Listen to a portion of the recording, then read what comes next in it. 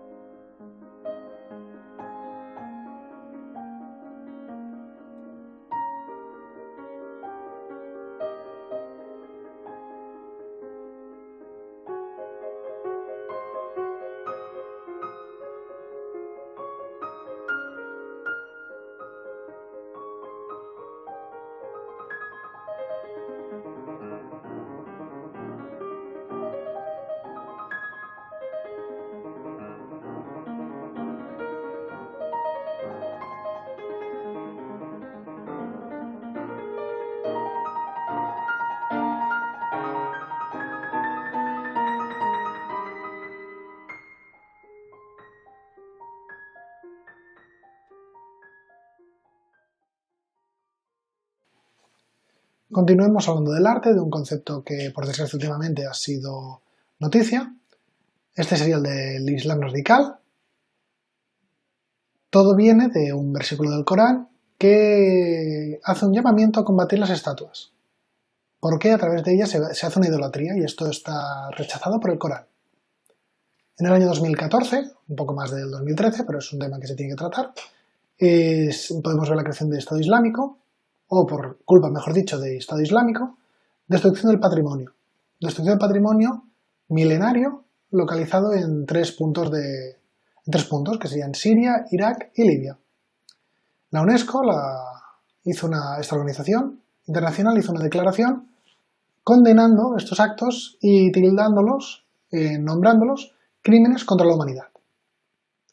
Podemos ver en pantalla imágenes de la destrucción de esta obra milenaria de los 3 lugares que os he comentado anteriormente. Serían Hatra, Nínive y Palmira. Continuamos hablando de estos años. Se ha de destacar la aparición de Internet. Internet se convirtió en los temas artísticos en el principal gran difusor de la obra de arte. Internet fue un gran vínculo a los artistas. ¿Por qué? Porque es un mundo democrático, no hay estos intereses tradicionales de que tú no me caes bien, aunque suene muy coloquial, es verdad. Si un artista no caía bien, los marchantes de arte, estos padrinos del arte, no lo apoyaban, por lo tanto su obra no podía subsistir. Los artistas podían tener una gran relación con su contenido. ¿A qué quiero referirme? Que podían estar cerca de él, podían ver cómo evolucionaba, podían ver el impacto que tenía casi en directo. También fue y será una gran herramienta para difundir su producción, a un coste muy bajo.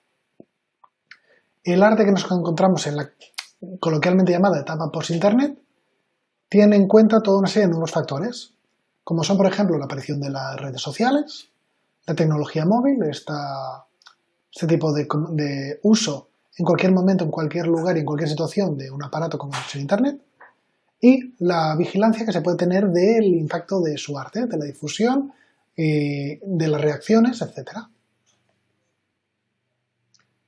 Continuamos con el Internet, esta vez con el uso del Internet dentro de las prácticas artísticas. Primero, por ejemplo, si se cuelga una imagen en las redes sociales, se introduce, se puede ver la circulación que tiene esta imagen a lo largo de las redes. Después se puede realizar la creación de blogs y redes sociales dedicados a prácticas artísticas. Se puede también utilizar plataformas para que haya una participación de la sociedad en la producción artística de alguien concreto.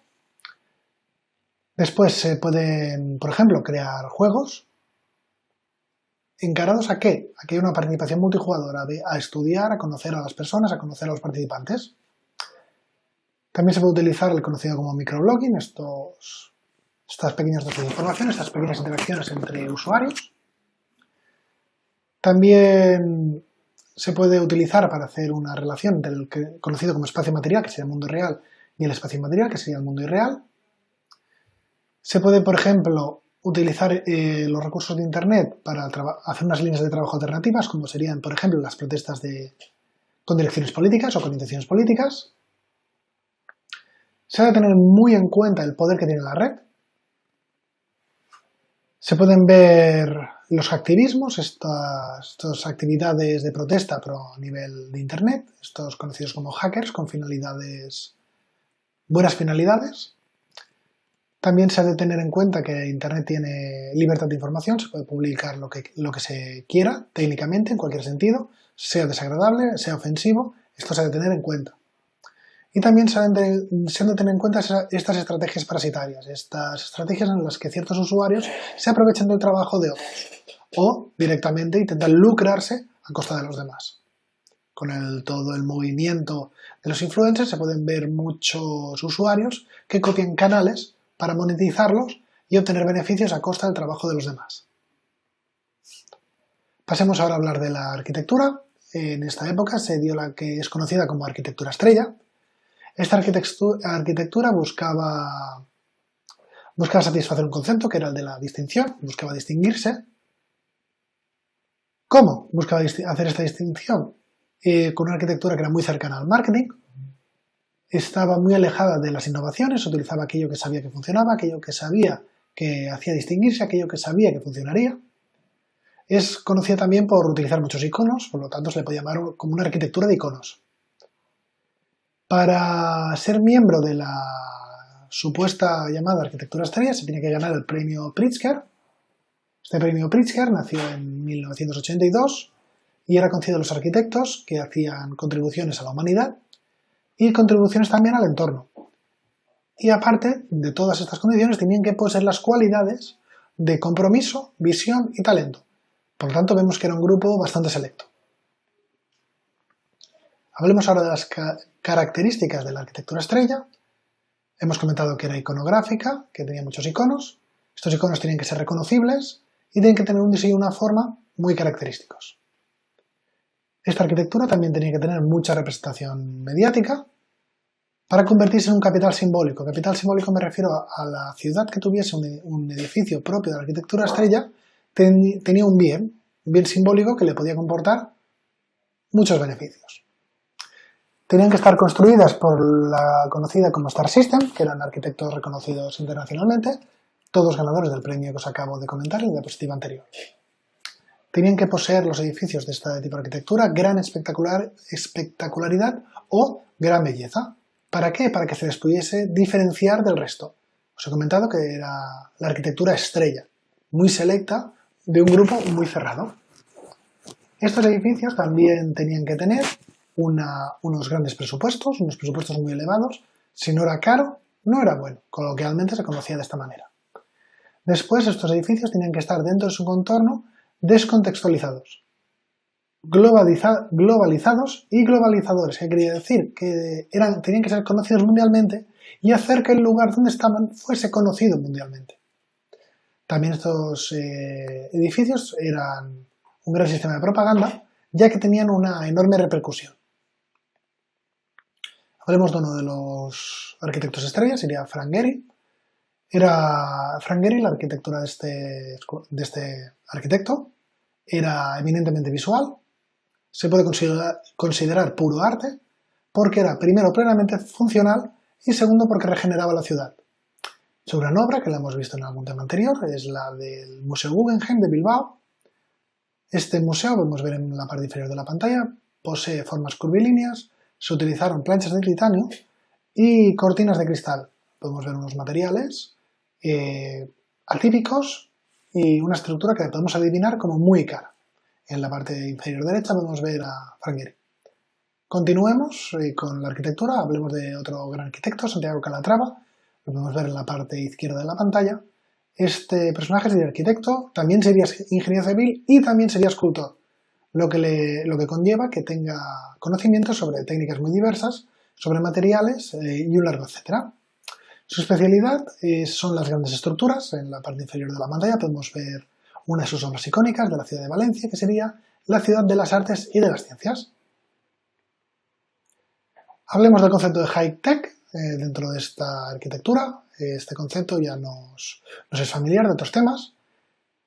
Dentro de las características propias de este concepto high-tech encontramos una buena manufactura, un estilo industrial que nos lleva a tener las mismas características en diferentes edificios, ya que son una producción de matices industriales. Vemos que se hace un empleo obsesivo de elementos tecnológicos, un empleo muy frecuente. Se busca tener un aspecto brillante de la alta tecnología y se hace un cierre de los muros con cristal reflectante. Estas son características que ya nos suenan de temas anteriores. Un ejemplo de este concepto high-tech es la torre del arquitecto Norman Foster. Podemos ver en la parte inferior derecha de la pantalla. Hablemos de Norman Foster. Tiene un estilo high-tech muy pronunciado dentro de su arquitectura. Sus últimas construcciones, no obstante, se pueden ver cómo se da una suavización de las líneas. Tiene una manufactura muy alta, se considera de exprofeso. Podemos ver en pantalla o en el centro una de sus grandes obras, que sería la torre del Commerzbank. Y podemos verlo reflejado en la parte inferior derecha de la pantalla. Hablemos ahora de una mujer, de Zaha Hadid.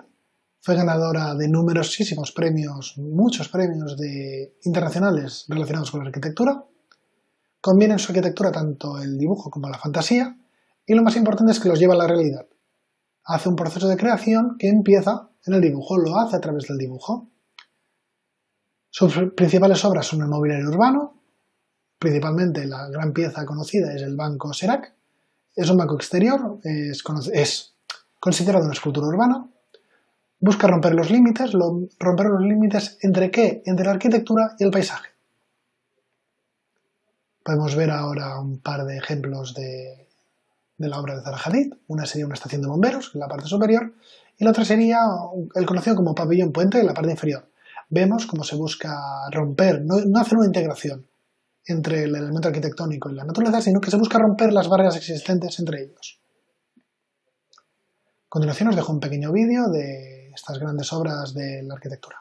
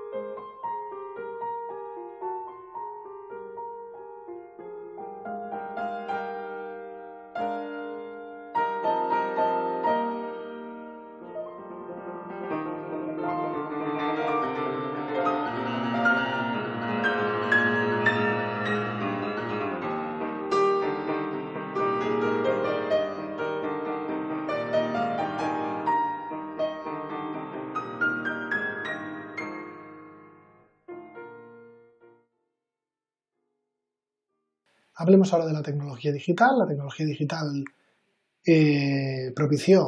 influyó en la llegada de un nuevo lenguaje, que este era el lenguaje digital, conocido como el lenguaje binario de ceros y unos.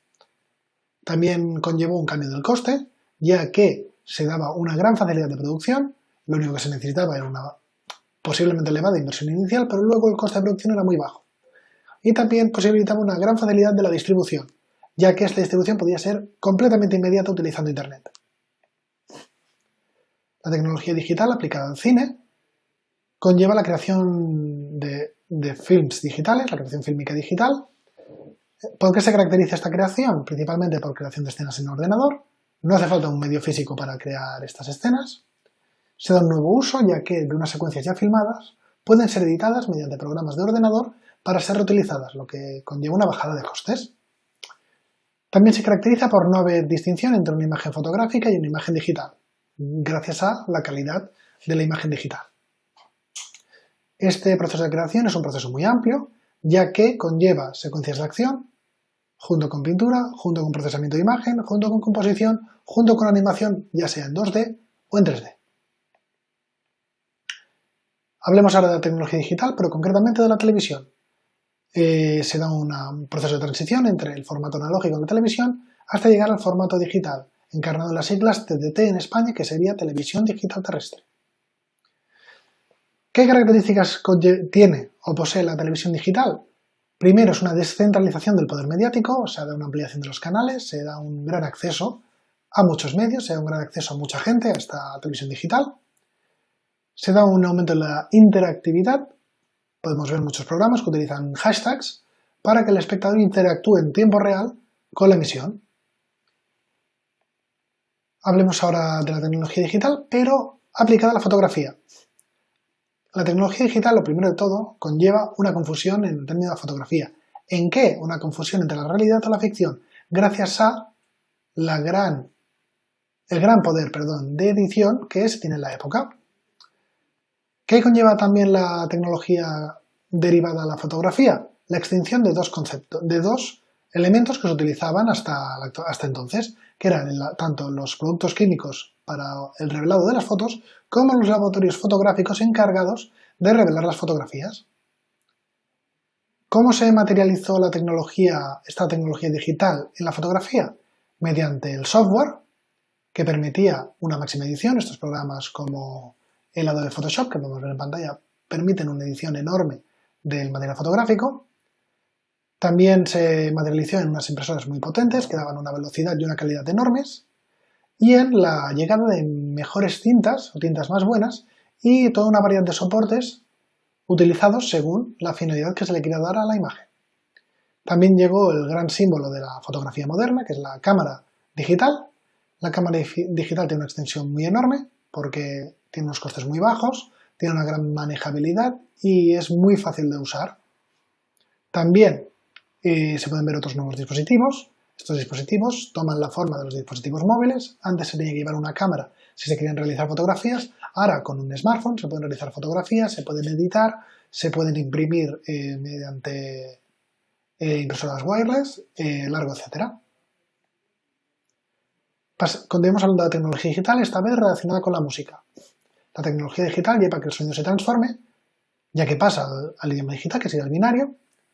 Tenemos dos grandes exponentes de esta música en idioma binario. El primero sería el nacimiento del formato MP3, que tiene menos calidad que el formato analógico, pero que también nos hace ocupar menos espacio, por lo tanto reduce costes y tiene una distribución mucho más rápida. El principal problema de la música digital es que se puede realizar una copia no controlada, no se puede dotar de un sistema de copyright tan efectivo, o un sistema, perdón, de anticopia tan efectivo como en otros formatos. El modelo de negocio que se puede derivar de esta música digital es muy selectivo y puede ser portátil. Portátil, podemos ver en pantalla la primera generación de iPods. Hablemos ahora de música y baile.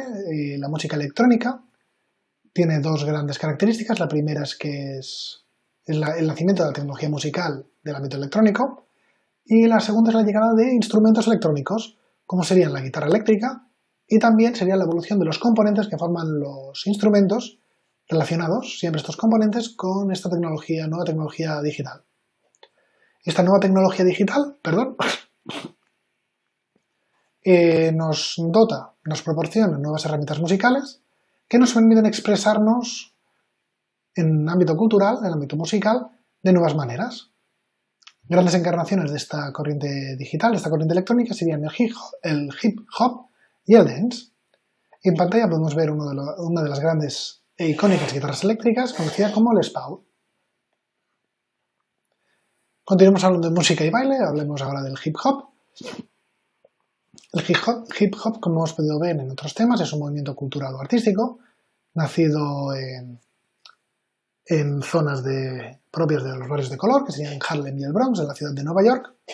Las principales características del movimiento hip hop sería, por ejemplo, el apartado del rap, que es cantado, el de jing, que sería eminentemente musical, el breaking, que sería baile.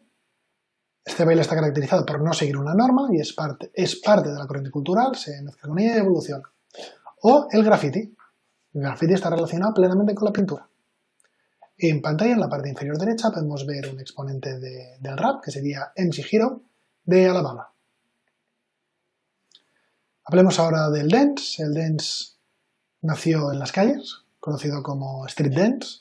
Este tipo de baile fueron unas danzas sociales caracterizadas por la improvisación y por el contacto que tenían los bailarines con el espectador. ¿Qué buscaba este movimiento? Este street dance buscaba principalmente creatividad, y esta creatividad se veía tanto en la originalidad que tenían sus composiciones como en la reinterpretación que hacían de movimientos que ya existían. En la parte inferior derecha de la pantalla podemos ver bailes de street dance del grupo conocido como Urbanos en Brasil. Hablemos ahora de uno de los símbolos de la modernidad, como es YouTube. YouTube es un lugar en la web, en esta gran internet, donde se pueden subir vídeos, donde se pueden compartir vídeos y donde se puede realizar una gran difusión a través de la plataforma. Esta herramienta tiene una nueva utilidad para los artistas, ya que se nacen las listas de reproducción, donde se le puede dar mayor protagonismo a su producción artística, donde se pueden ver vídeos según el estado de ánimo, donde se pueden reproducir álbumes enteros, por lo tanto las canciones, por ejemplo, pueden llegar una canción no muy escuchada, si alguien reproduce el álbum entero la acabará escuchando, si simplemente lo deja de fondo. Da unas herramientas de búsqueda muy bien muy bien definidas, muy amplias, donde se puede llegar fácilmente a encontrar un contenido.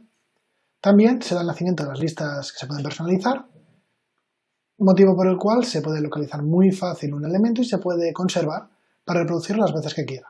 En la parte izquierda de la pantalla podemos ver el logo de YouTube. Hablemos del cine español. El cine español hace uso de los grandes avances tecnológicos, de la era digital, motivo por el cual se puede ver una gran postproducción, se puede apreciar una edición muy grande de estos filmes. La temática que encontramos en esta época es social, histórica y local. Se superan ya estos temas propios de la apertura de España, como hemos visto en videoclases anteriores. Aquí podemos ver un reflejo de este cine, un éxito internacional, de temática fantástica y temática histórica, mezcla las dos, del director español conocido a nivel internacional, Guillermo del Toro, y la película sería El laberinto del fauno. Seguimos hablando de cine, pero concretamente de un género muy concreto, que sería el documental. Las principales características del género de cine documental sería que busca un reflejo de la realidad mediante los medios audiovisuales, busca hacer documentales de ámbito de naturaleza. Una serie de documentales muy buena sería El hombre y la tierra, de Félix Rodríguez de la Fuente, que podemos ver en pantalla. Gracias a él conocemos muchos aspectos de la naturaleza que para el gran público eran desconocidos. Seguimos con las características de este género documental de cine. Podemos ver tres tipos de documentales. Uno sería el docudrama, que sería un tipo de documental en el que los personajes se interpretan ellos mismos explicando acontecimientos que les han sucedido. Otro sería el documental puro y otro sería el falso documental. Falso documental porque está adulterado, no es plenamente real, a diferencia del documental puro. Se ha de hablar de National Geographic, que es una gran productora de este tipo de cine, del cine documental. Hablemos ahora de las series de televisión, esta difusión de los aparatos de transmisión, de la televisión, de la implantación de las nuevas tecnologías, del abaratamiento de los costes, conlleva a la creación de la serie de televisión. Esta serie de televisión sería una obra audiovisual que se emite plenamente en televisión, tiene un final cerrado, normalmente se hace en formato de temporadas y según el éxito que tenga se puede dejar un final medianamente abierto para realizar luego una posible ampliación de la serie. Si no, muchas veces se hace un cierre definitivo y se cierra. Hablemos ahora de la tipología. Es una tipología muy amplia. Podemos ver la mundialmente conocida como sitcom, que es comedia de situación. Son características de esta producción la asistencia de público a las grabaciones, tiene una duración aproximada de entre 20 y 40 minutos y tiene unos escenarios muy limitados. Dentro de la comedia de situación podemos ver teleseries. La duración sería aproximadamente de 50-60 minutos por capítulo y tiene una variedad de escenarios bastante más amplia que la que hemos visto en este formato más pequeño. Después podemos ver una microserie, la conocida como el formato de microserie. Esta serie se encontraría mayoritariamente localizada en Internet y tiene una duración muy escasa de alrededor de 2-3 minutos de duración por capítulo. Después también podríamos ver la conocida como antología. La antología son capítulos donde lo único que une los capítulos es la temática. En cada capítulo se da un cambio de personajes, un cambio de producción. Serían muy diferentes, pero están unidas por un hilo temático conductor. El último que podríamos ver serían las miniseries. Normalmente están compuestas por unos 3 episodios y tienen una duración aproximada más larga que una teleserie. Esta duración sería de unos 90 minutos, de 1 hora y media. Un gran ejemplo de este movimiento de series sería Game of Thrones, que es una serie de televisión de gran éxito mundial. Muchas gracias por haber llegado hasta aquí, espero que os hayáis divertido y que hayáis aprendido.